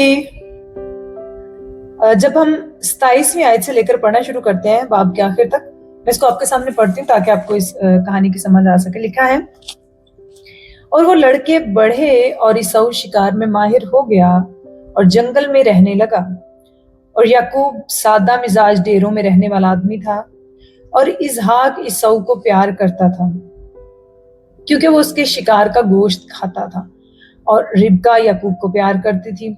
और याकूब ने दाल पकाई और ईसाऊ जंगल से आया और बेदम हो रहा था। और ईसाऊ ने याकूब से कहा कि ये जो लाल लाल है मुझे खिला दे क्योंकि मैं बेदम हो रहा हूं। इसीलिए उसका नाम अदूम भी हो गया। तब याकूब ने कहा, तू आज अपना पहलौठे का हक मेरे हाथ बेच दे। ईसाऊ ने कहा, देख मैं तो मरा जाता हूं, पहलौठे का हक मेरे किस काम आएगा। तब याकूब ने कहा कि आज ही मुझसे कसम खा। उसने उसे कसम खाई और उसने अपना पहलौठे का हक याकूब के हाथ बेच दिया। तब याकूब ने ईसाऊ को रोटी और मसूर की दाल दी। वो खा पी कर उठा और चला गया। यूं ईसाऊ ने अपने पहलौठे के हक को नाचीज जाना। बहुत बार संडे स्कूल टाइम से लेकर चर्चिज में बहुत बार हमने ये कहानी को पढ़ा है, सुना है, सीखा है। जैसे शुरू में मैंने बोला था कि एक ही वाक्य को लेकर खुदावंद हमें बहुत सारी चीजें सिखा सकते हैं उसमें। सो प्लीज इसमें से किसी भी तरह से कोई भी कंट्रोवर्सी क्रिएट करने की हमें जरूरत नहीं है। लेकिन जो मैंने सीखा, जिस पर मैं गौर कर रही थी, क्योंकि बहुत बार हम जब इससे अगले थोड़ा सा स्टेप हम आगे बढ़ेंगे तो बहुत बार हमने यही सुना है, बहुत बार यही सीखा है कि याकूब ने धोखा दिया, याकूब ने चीट किया, याकूब ने अपने बड़े भाई को धोखा दिया। और बहुत बार ऐसा ही होता है जब हम थोड़ी सी एक ही चीज को, एक ही आयत को पकड़ लेते हैं तो अगर एक प्रीचर ने वही बात की, दूसरे भी वही कर रहे हैं बगैर ये जाने समझे कि उसका उस टाइम में मफहूम क्या था या बात को उस टाइम में मतलब क्या था। सो वो एक ही बात को सभी लोग रगड़ा देते रहते हैं। लेकिन अगर आप इस पूरी कहानी को गौर से पढ़ें, मैं आपको कोई भी बात अपने पास से बिल्कुल भी नहीं कहूंगी, हम इस कहानी को साथ साथ में पढ़ते जाएंगे और सीखते जाएंगे। लेकिन अगर आप इस पूरी कहानी को गौर से पढ़ें तो ऐसा नहीं है कि याकूब ने जो किया था सिर्फ वही गलत था। आपको देखना है, इस बात को सोचना है कि ईसाऊ, आपको पता है हम पावर ऑफ वर्ड्स के ऊपर बात कर रहे हैं। यहां पर जो ईसाऊ है, जब वो घर में आया है, सबसे पहली चीज आप इमेजिन करें कि उनके घर के अंदर कितनी ज्यादा, मतलब कितना खराब माहौल था उनके घर का। आप इमेजिन करो कि रास्तबाज होने के बावजूद भी उनके घर का कितना खराब माहौल है कि दोनों भाइयों के आपस में इतनी को भी कम्युनिकेशन नहीं है, इतना स्ट्रॉन्ग कनेक्शन नहीं है कि एक को भूख लगे और दूसरा उसको खाना दे दे। Imagine this thing. आज बहुत बार हम कलीसियाओं के अंदर होते हुए, खुदा के कलाम को जानते हुए, हमारे अंदर इतनी को बिटरनेस भरी हुई है अपने ही बहन भाइयों के अगेंस्ट। चर्च में हम हालेलुया, प्रेज द लॉर्ड, जय मसीह की बड़े स्माइली फेस रहते हैं, लेकिन घर आते ही जो हमारी हालत होती है वो इब्लीस को भी देखकर शायद शर्म आ जाए कि ये अपने आप को ईमानदार कहते हैं, ये अपने आप को बिलीवर्स कहते हैं। आज नई नस्ल को आप देखें, चर्च के अंदर उनकी डिजायर होती है कि हम स्टेज के ऊपर, प्लेटफॉर्म के ऊपर हम वर्शिप करें, हमें चर्च पास्टर जो है वो ऑनर करें, हम लीडरशिप में आए, हम इवेंजलिस्ट कहलाएं, ये करें। लेकिन घर के अंदर उनको ये नहीं पता कि अपने पेरेंट्स के साथ सलाम भी लेनी है कि नहीं, अपने पेरेंट्स को इज्जत देनी है कि नहीं। घर पूरे के पूरे तितर बितर हुए पड़े हैं, किसी भी चीज का नहीं पता खुदा को जानने के बावजूद। क्यों? सिर्फ इस वजह से कि ना कभी हमने अपने अल्फाज के ऊपर गौर किया है। पेरेंट्स ने भी बहुत बार बच्चों के पैदा होते ही तब से वो कर्ज करना उनको शुरू कर देते हैं, ये तो है ही बेकार, ये तो है ही निकम्मा, ये तो है ही गधा। सो क्या वो जो बोले जा रहे हैं वो बड़े बड़े होते होते बच्चे वही होते जा रहे हैं। You shall declare a thing and it shall be established. जिस बात को तू कहेगा वो तेरे लिए हो जाएगी। खुदा ने ये नहीं कहा जिस बात को मैं कहूंगा वो होगी, जिस बात को तू कहेगा तेरे लिए हो जाएगी। सो जिस बात का कंटिन्यूअसली आप कन्फेशन करते रहते हो, इकरार करते रहते हो, एक समय आता है कि वो होना शुरू हो जाती है। और मैं इस बात को थोड़ा सा और इजी करती हूँ। एक ईंट दीवार नहीं होती, एक ईंट कभी भी दीवार नहीं होती, लेकिन एक एक ईंट कर कर पूरी बड़ी दीवार बन जाती। हमारा कन्फेशन भी बिल्कुल इसी तरह, हमारी डिक्लेरेशन भी बिल्कुल इसी तरह। एक बार की है, हो सकता है कुछ ना हो, एक ईंट लगाई है अभी तक, हो सकता है कुछ ना हो। दूसरी बार की डिक्लेरेशन, तीसरी बार की, चौथी बार की, पांचवी बार की। अब क्या कर रहे हैं आप? उस दीवार को बढ़ाते जा रहे हैं। जितना ज्यादा आप उसको डिक्लेयर करे जा रहे हैं उतनी उतनी वो दीवार बड़ी होती जा रही है, उतना उतना उसका घेरा बड़ा होता चला जा रहा है। आपको लगेगा कि कुछ भी नहीं, इससे क्या फर्क पड़ा, लेकिन आप उस ईंट को लगाते जा रहे हैं, लगाते जा रहे हैं। वो चाहे सही घोषणा है या गलत घोषणा है, उसकी ईंटें जो है बढ़ती जा रही है, तो वो एक दीवार बनती जा रही है, वो स्ट्रॉन्ग होल्ड्स बनते जा रहे हैं। वो सही स्ट्रॉन्ग होल्ड भी हो सकते हैं और वो गलत स्ट्रॉन्ग होल्ड भी हो सकते हैं। वो मजबूत कले सच्चाई के भी हो सकते हैं और वो मजबूत कले झूठ के भी हो सकते हैं। सो यहां पर आप जस्ट इमेजिन करें कि इनमें इतनी भी सुलह सफाई नहीं है, इतना भी इनमें आपस में कनेक्शन नहीं है कि एक को अगर भूख लगी हुई है तो वो दूसरे को ये कि मुझे खाने को दे दे, उसको दे देता। घर में फेवरेटिज्म चल रहा है, बाप बड़े से मोहब्बत कर रहा है, माँ छोटे बेटे से मोहब्बत कर रही है। क्यों? ऐसा नहीं कि मैं उनके कैरेक्टर को कंडेम कर रही हूँ, उनकी ब्लेसिंग्स डेफिनेटली अब्राहम, इसहाक और याकूब के खुदा। मैं आपको फिर से ये कह रही हूँ कि आप इस चीज को स्पिरिचुअली प्लीज समझिए कि आपकी जो स्पिरिचुअल ब्लेसिंग्स है वो जो डन है वो डन है। जिस चीज के लिए खुदा ने आपको ब्लेस कर दिया वो कर दिया, लेकिन अगर आपके डिसीजंस सही नहीं है तो आपके इस रियलम में आपको उनका जो नताइज है वो भुगतना पड़ते हैं। अब यहां पर जो इसहाक है, सॉरी ईसाऊ है, घर आते ही अब उसकी नेगेटिव कन्फेशन शुरू हो गई। और आप यहां से पढ़ें, आपको खुद बाइबल में से ये उसकी नेगेटिव कन्फेशन दिखेगी, फुली वाज़ेह दिखेगी। आते ही उसने क्या कहा है? कहते जी मैं तो भूख से मरा जा रहा हूं। अब आप मुझे सच में एक बात बताइए, एक बंदा शिकारी बंदा हो, शिकार पर जाने वाला हो, मीट खाता हो, बीफ खाता हो, मटन बिरयानी सब खाता हो, क्या एक दिन का खाना ना खाने से वो भूखा मर जाएगा? नहीं मरेगा, बिल्कुल भी नहीं मर सकता। लेकिन चूंकि खाना उसका फोकस था, खाने पे ही उसका ध्यान टिका हुआ था और उसको लग रहा था कि अगर मैंने ना खाया तो मैं तो बेदम हो रहा हूं। मैं तो आज भी हमारे घरों के अंदर बहुत बार जब खवातीन कई बार जल्दी से खाना नहीं पका पाती तो घर के मर्द चीखना चिल्लाना शुरू कर देते हैं, हम असी भुख ना मरे जा रहे हैं, तू अजे तक पकाया नहीं, तू कर नहीं किए, ये है वो है, दिस एंड दैट। ऐसा उद्यम मचा देते हैं घरों में। और अगर बेटे बेटियां कुछ नहीं कर पा रहे, पेरेंट्स उन पर चीखना चिल्लाना शुरू कर दें। सो क्या है कि हमारे घरों के अंदर अब त्री है, कोई भी चीज ऑर्डर में नहीं है। क्यों ऑर्डर में नहीं है? क्योंकि हमने खुदा के कलाम को उस जगह पर नहीं रखा जहां पर उसे होना चाहिए। सो जब तक चीजें ऑर्डर में नहीं है तब तक आप एक ब्लेसेड लाइफ नहीं जी सकते। खुदा के पाक ने मुझे ये चीज सिखाई कि सिर्फ ईसाऊ की बात नहीं, आज भी बहुत सारे बेटे बेटियों का जो फोकस है, जो पूरा ध्यान है, वो सिर्फ खाने पीने की चीजों पर और इस दुनिया की मटेरियल चीजों के ऊपर अटका हुआ है। आज भी बहुत सारे ऐसे लोग हैं जिनका खुदा उनका पेट बना हुआ है, उनके लिए बहुत सारी मटेरियल चीजें हो सकती है। जरूरी नहीं यहाँ पर सिर्फ अगर ईसाऊ के खाने की बात है तो हम वहीं पर अटक जाए, हम ईसाऊ को तो कंडेम कर लें, लेकिन हमारी खुद की लाइफ शायद ईसाऊ से भी बदतर हो, उससे भी ज्यादा बुरी हम लाइफ जी रहे हो। सो हमें देखना है। बहुत बार बहुत सारे ऐसे लोग हैं जिनका आईफोन उनके लिए खुदा बना हुआ है, जिनकी फर्स्ट प्रायोरिटी उनकी ब्रांडेड चीजें बनी हुई हैं, जिनका घर, गाड़ी, बंगला, गोल्ड, सिल्वर, ये सब क्या है? अगर आपकी प्रायोरिटीज ये चीजें हैं तो बहुत बड़े खतरे में है। Think about it. क्यों? मैं आपको ये बात बता रही हूँ, इब्लीस को आपके वीक पॉइंट्स का पता है और जहां पर आप वीक होते हो वहीं पर वो आपके इमोशंस को टारगेट करेगा। उसके पास इसके अलावा और कोई अथॉरिटी नहीं। जहां पर आप वीक हो वो वहां पर अटैक करेगा। लेकिन अगर आप सचमुच में ऑलरेडी खुदा के कलाम में जड़ पकड़ चुके हो, आप मजबूत हो चुके हो, तो फिर उसका कोई भी वार, कुछ भी आपके ऊपर कारगर नहीं होगा।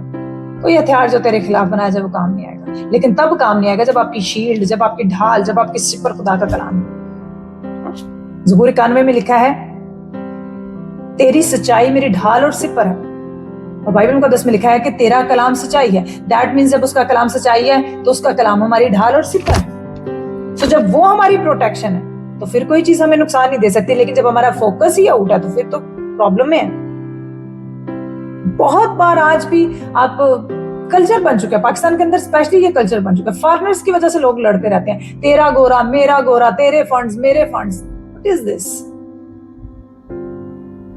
मटेरियल चीजों के लिए कभी भी उस चीज का सौदा मत करें जो आपकी परमानेंटली ब्लेसिंग है।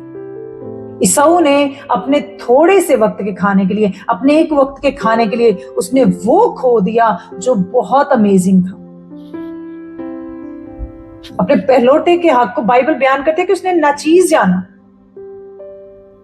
सो मैं इसको इजी वे में ऐसे कहूंगी कि कभी भी अपनी टेम्परेरी चीजों के लिए अपनी परमानेंट ब्लेसिंग को मत होने दें। अच्छा घर, गाड़ी, दौलत, सहूलतें कुछ भी बुरा नहीं है, ये सब चीजें ब्लेसिंग है। लेकिन अगर ये किंगडम ऑफ गॉड के लिए आपकी प्रायोरिटीज हैं, अगर आप किंगडम ऑफ गॉड के लिए अपनी वेल्थ को यूज कर रहे हो, अगर आप किंगडम ऑफ गॉड के लिए एवरी टाइम अवेलेबल रहते हो, अगर आपका mobile phone kingdom of God के लिए है, आप सर्मन शेयर कर रहे हो, आप उससे सर्मन सुन रहे हो, आप वर्शिप कर रहे हो, अगर ये सारी चीजें खुदावंद की किंगडम को बढ़ाने के लिए, तो ये बहुत अच्छी है। लेकिन अगर ये आपका फोकस आउट कर रही है, अपनी कॉलिंग से आपको हटा रही है, खुदा के वो जो खुदा का स्ट्रॉन्ग प्लान है आपके लिए, आपको उस चीज से हटा रही है, तो फिर आप बहुत बड़े खतरे में। Think about it. बहुत बार जो मिनिस्ट्रीज ऐसा कर रही हैं कि जो सिर्फ गोरों की फंडिंग पे हैं। आई एम सो सॉरी अगर किसी को ये मेरी बात बुरी लगे, मैं माजरत चाहती हूँ, लेकिन प्लीज सोचिएगा इस बात के लिए। बहुत बार क्या होता है कि हम वो फंड्स दे रहे हैं, आपको क्या लगता है जब खुदा उनको देख रहा है तो अगर फंड्स उनके, तो भैया अजर भी तो उनको मिल रहा है ना, आपको क्या मिल रहा है? हाँ, उनके फंड्स से आप इंजॉय कर सकते हो, आप एक अच्छा घर बना सकते हो, आप अच्छी मिनिस्ट्री रन कर सकते हो कि ठीक है यूरोप से फंड आया, अमेरिका से फंड अगर आपको आया तो ठीक है, आप अगर उसको यूज कर। लेकिन इस चीज से बाहर निकले। अगर वो फंड भेज रहे हैं तो अजर भी फिर उन्हीं का है, अगर पैसा उनका है तो अजर भी उनका है। मैं इस चीज के खिलाफ नहीं हूं, अगर कोई किसी को मदद कर रहा है तो बहुत अच्छी बात है। कोई बड़ी मिनिस्ट्री किसी छोटी मिनिस्ट्री को उठा रही है, ब्लेस कर रही है, बरकत है, बहुत अच्छी बात है। लेकिन अगर आपका फोकस आउट हो गया ना और सिर्फ ध्यान पैसे पे टिक गया कि हाँ आ रहा है, चिल कर रहे हैं, फंडिंग आई है तो आईफोन ले लिया, फंडिंग आई तो गाड़ी ले ली, बंगला ले, नथिंग, कुछ भी नहीं है ये। आपको पता ही नहीं आप क्या मिस कर रहे हो।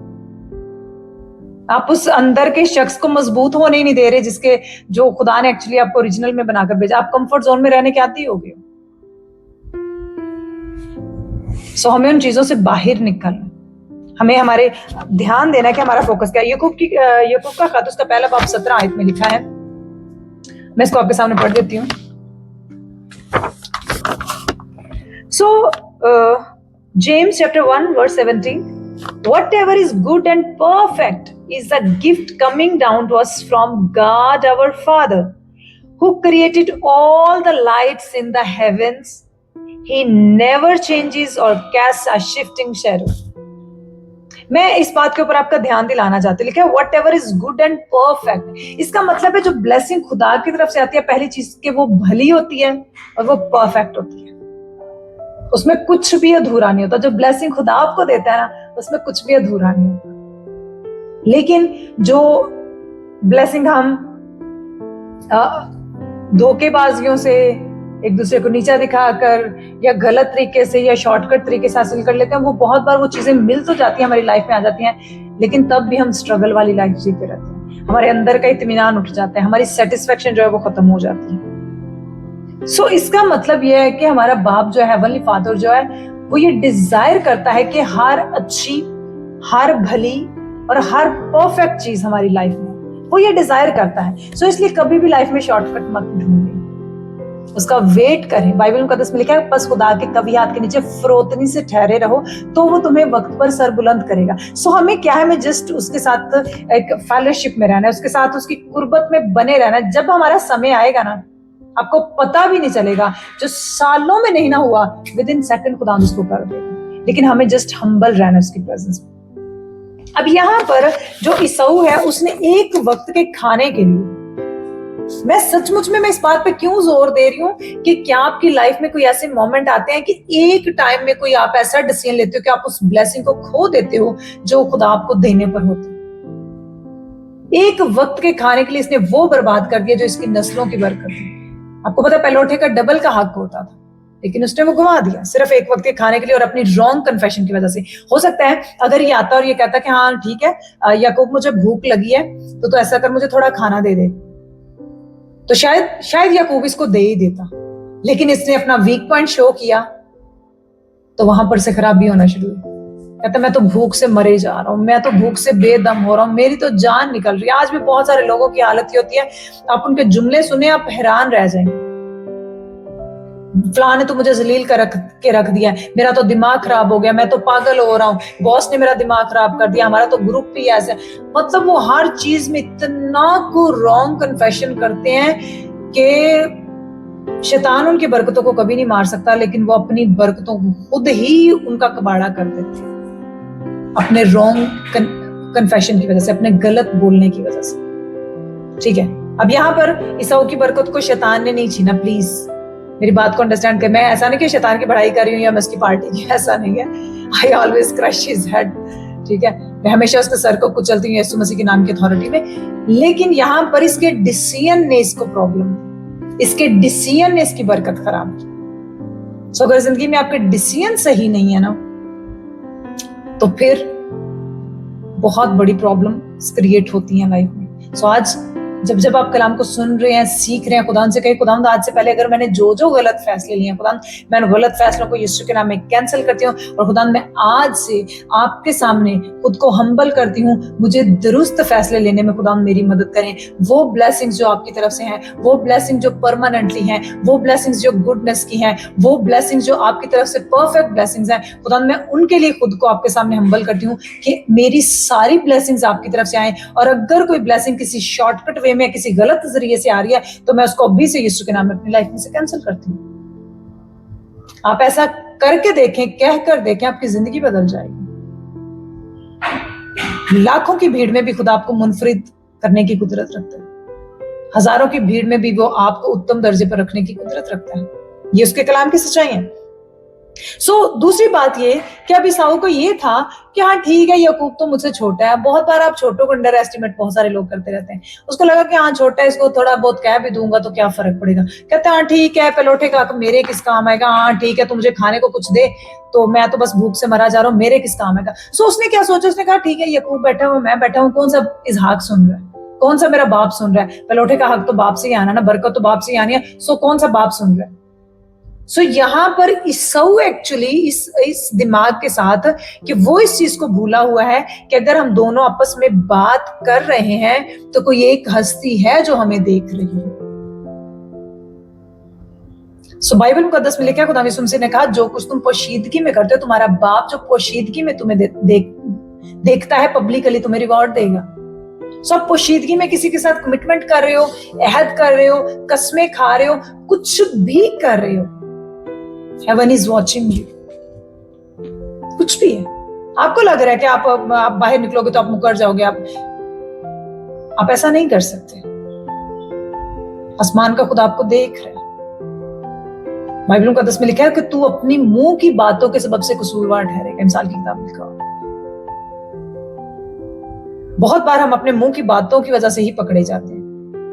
यहाँ पर इसके पहलौठे का हक जो है वो इब्लीस ने खराब नहीं किया, इसके एक डिसीजन ने खराब किया, इसके मुंह की बातों ने खराब किया। अब यहाँ पर इसने कहते हैं, हाँ ठीक है, मैं कसम खाता हूं तेरे साथ। कसम खाई और अपना जो हक था वो इसने उसको बेच दिया। लिखा है वो खा पी कर उठा और चला गया। यूं ईसाऊ ने अपने पहलौठे के हक को नाचीज जाना। सो बाइबल मुकद्दस में इब्रानियों का मुसन्नफ कहता है, इब्रानियों 12 की 16 और 17 में, और ना कोई हरामकार ईसाऊ की तरह बेदीन हो। आप इमेजिन करें ईसाऊ के लिए कितना सख्त लफ्ज बाइबल ने यूज किया, जिसने एक वक्त के खाने के एवज अपने पहलौठे होने का हक बेच डाला। क्योंकि तुम जानते हो कि इसके बाद जब उसने बरकत का वारिस होना चाहा तो मंजूर ना हुआ, चुनाचे उसको नियत की तब्दीली का मौका ना मिला, गो उसने आंसू बहा बहा कर उसकी बड़ी तलाश की। और इंग्लिश बाइबल में इसको यूं लिखा है, make sure that no one is immoral or godless like Esau, who traded his birthright as the firstborn son for a single meal. You know that afterward, when he wanted his father's blessing, he was rejected. It was too late for repentance, even though he begged with bitter tears. अगर आपके decisions गलत हैं तो आपको उसकी बहुत बड़ी कीमत चुकानी पड़ती है। सो मेरी खुदा से यह आज दुआ है कि खुदा का कलाम सुनते सुनते खुदावंद आपको अपनी हिकमत से भरे, और जो हिकमत आपको खुदा ने दी हुई है आप उसको इस्तेमाल में लाना शुरू करें और सही फैसले लेना शुरू करें अपनी जाती जिंदगी में, अपनी शख्सी जिंदगी में, अपने जो दोस्तों के साथ आपके ताल्लुकात है आप उसमें अच्छे फैसले ले सकें, अपनी फैमिली के लिए आप दुरुस्त फैसले ले सकें, अगर आप एक अच्छे वालिदैन अपने बच्चों के लिए अच्छे फैसले ले सकें, अगर आप स्टूडेंट्स हैं तो आप अपनी पढ़ाई के लिए और अपनी क्लास में जो आपके डिसीजन है वो अच्छे होने चाहिए। आपका आज का फैसला ये तयन करता है कि आपका कल का मुस्तकबिल कैसा हो। आपको पता है मुझे ये सॉन्ग बहुत पसंद है, I have decided to follow Jesus, you know, I have decided, यानी मैंने ये फैसला किया, मैंने ये डिसीजन ले लिया। सो आपके डिसीजन बताते हैं कि आपका अगला जो इंजाम है वो कैसा होगा। सो जिंदगी का सबसे बेहतरीन जो फैसला होता है वो यीशु मसीह के साथ जीने का फैसला होता है, यीशु मसीह की पैरवी करने का फैसला होता है। सो जब आप उसके साथ जीना शुरू करते हो, जब आप उसके फेलोशिप में आ जाते हो, आप उसकी इंटीमेसी में आ जाते हो, तो बाकी चीजें ऑटोमेटिकली खुदावंद आपको विजडम देना शुरू करते हैं। जब आप उसके कलाम में बढ़ना शुरू करते हो, उसके कलाम को समझना शुरू कर देते हो। सो यहाँ पर बाइबल बयान करते हैं, इसने बहुत रो कर बड़े डिजायर भी की, लेकिन लिखा है उसके बाद वो बरकत का हकदार ना हो। सो आसमान जो है वो रोने को रिस्पॉन्ड नहीं करता कि आप पहले गलत फैसला ले लो, फिर रो लो, फिर गलत कर लो, फिर रो लो, फिर गलत कर लो, फिर रो लो। आपको पता है ईसाऊ की यहाँ पर एक और बहुत बड़ी गलती जो ईसाऊ ने की थी, बेदी ने तो उसने की थी, गलत काम जो उसने किया था वो किया ही था कि उसने एक वक्त के खाने के लिए अपने हक को ना चीज आना, वो तो उसने, लेकिन दूसरी उसकी गलती ये थी कि उसने जिस दिन उसके बाप ने बरकत देने के लिए बुलाया था ना उसको, उसने बाप को भी सच नहीं बताया था। दैट मीन्स कि इस फैमिली में झूठ बोलने की मतलब वो आदत थी। हर कोई एक दूसरे से झूठ बोल रहा था, हर कोई एक दूसरे को चीट कर रहा था। सिर्फ याकूब की बात नहीं है, रिबका ने इसहाक को चीट किया, याकूब को प्रिपेयर करके कि तू अपने बाप के पास जा, ईसाऊ को रहने दे और तू अपने बाप के पास। आपको पता है कितनी ज्यादा यहाँ पर इस फैमिली के अंदर, आप इमेजिन करें कि कुछ भी ऐसा था ही नहीं जो ऑर्डर में था। ईसाऊ ने इसहाक के सामने जाकर सच नहीं बोला कि बाप मैं पहलौठे होने का हक जो है वो बेच चुका हूँ, हाँ अगर फिर भी तू मुझे बरकत देना चाहता है तो मैं खुदा के सामने सॉरी करता हूँ, मैं अपने भाई याकूब को बुलाता हूँ, मैं उससे सॉरी करता हूँ, और ठीक है मैंने एक वक्त उसे दाल ली थी, मैं आज उसको कुछ अच्छा बनाकर खिला देता हूँ, और मैंने जो गलती की थी मैं उसकी माफी मांगता हूँ, पिता तुझसे माफी मांगता हूँ, याकूब से माफी मांगता हूँ, माँ से माफी मांगता हूँ। सर नहीं, उसने उस चीज पे पर्दा डाला, उसने उस चीज को हाइड करने की कोशिश की, उसने उस चीज को छुपाने की कोशिश की, लेकिन आसमान का खुदा उस चीज को देख रहा था। और ठीक है, बहुत सारे हो सकते हैं लोग इस बात पर एग्री ना करें, लेकिन मैं आपको बाइबल मुकद्दस में से एक चीज बहुत अमेजिंग दिखाना चाहती हूँ। आप सबको यही लगता है शायद इसहाक की आंखें धुंधला चुकी थी, इसहाक जो है उस टाइम में उसको सही से क्लियर नजर नहीं आता था, और याकूब आया और वो धोखे से ब्लेसिंग को लेकर चला गया। मैं आपको एक चीज दिखाती हूँ बाइबल मुकद्दस में से, आप इसको जब पढ़ोगे ना,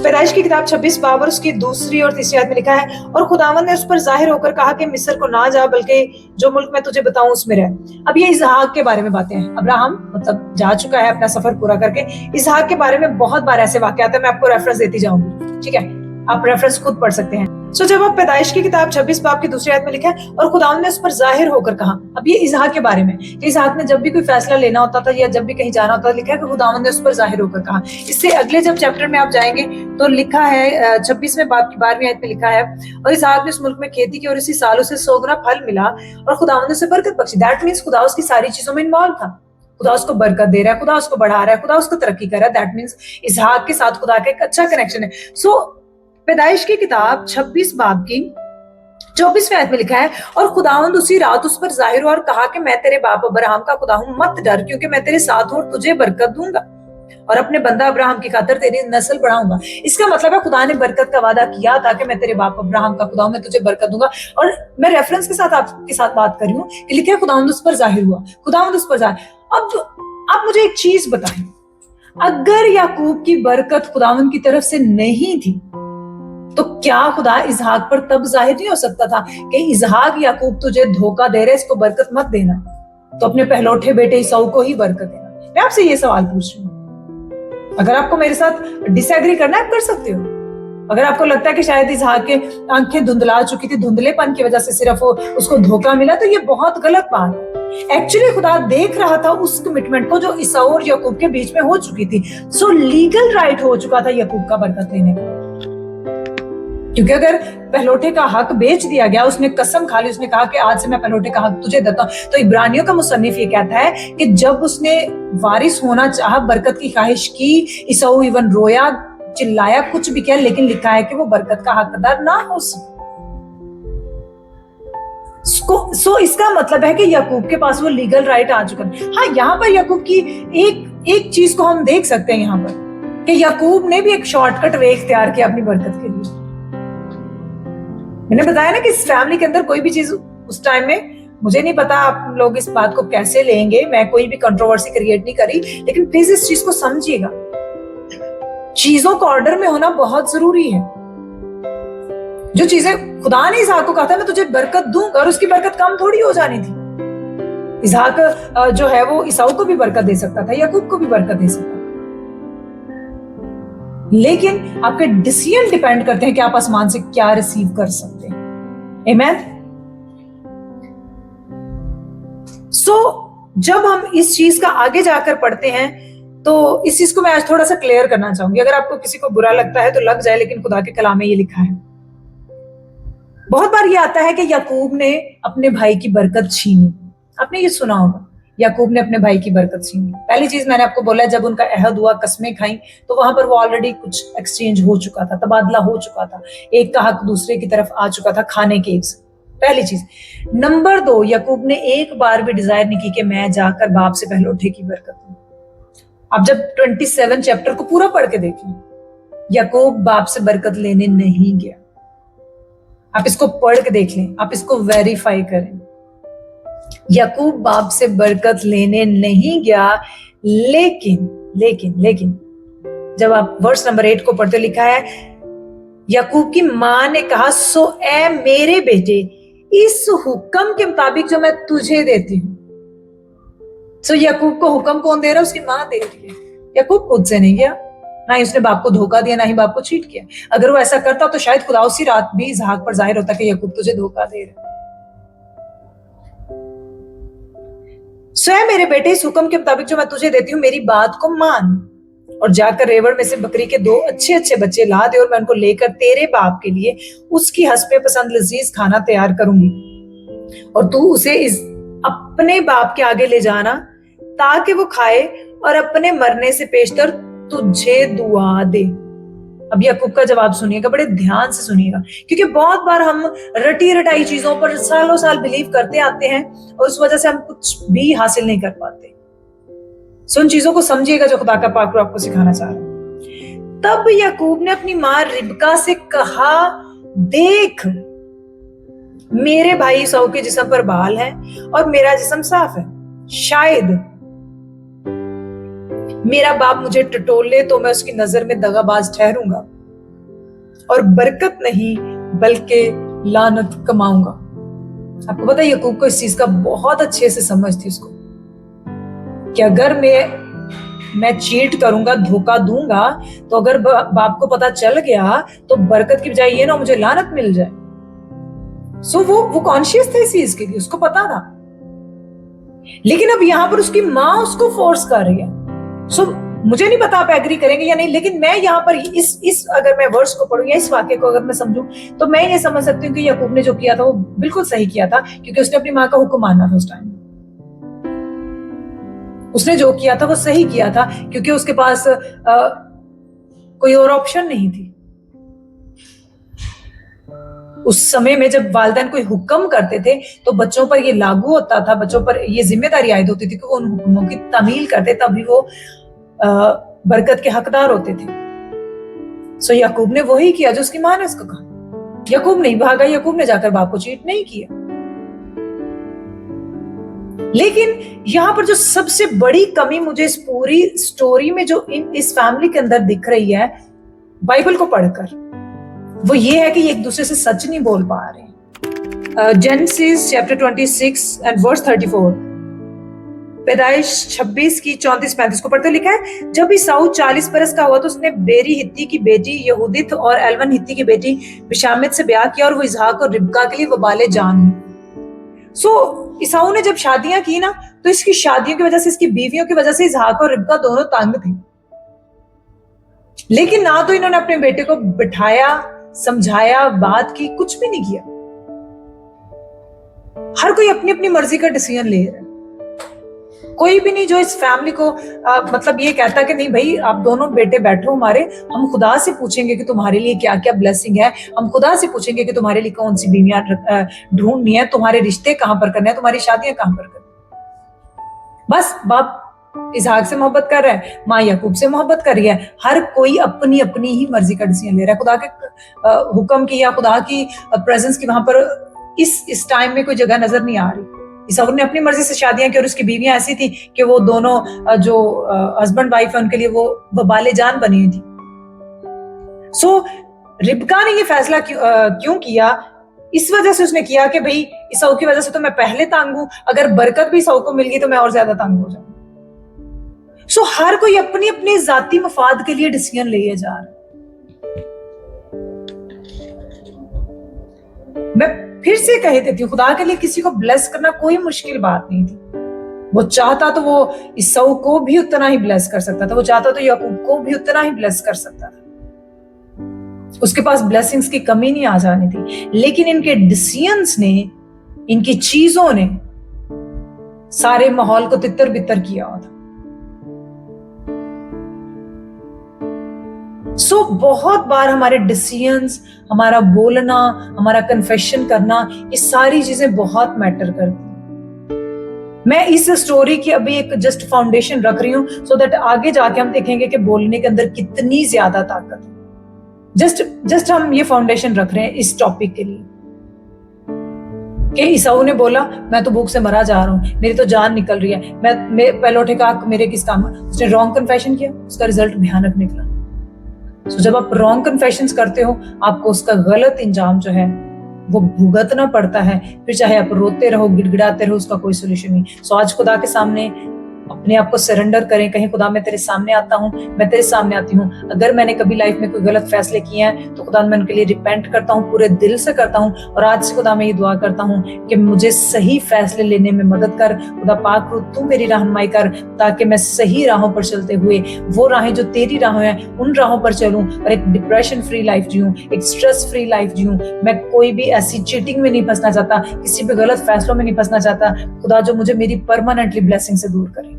सो मैं ईमान रखती हूँ कि आज के कलाम के वसीला से आपने बहुत कुछ सीखा होगा। सो नेक्स्ट पार्ट में हम इस पूरे वाक्य को आगे जाकर और ज्यादा गहराई से सीखेंगे और समझेंगे। खुदा आपको इस कलाम के वसीला से बड़ी बरकत दे। यीशु मसीह के लहू में आप हमेशा छुपे रहें। खुदा का पाक रूह हमेशा आपकी हिफाजत करता रहे, उसके पाक फरिश्ते हमेशा आपकी मदद के लिए तैयार रहें। God bless everyone.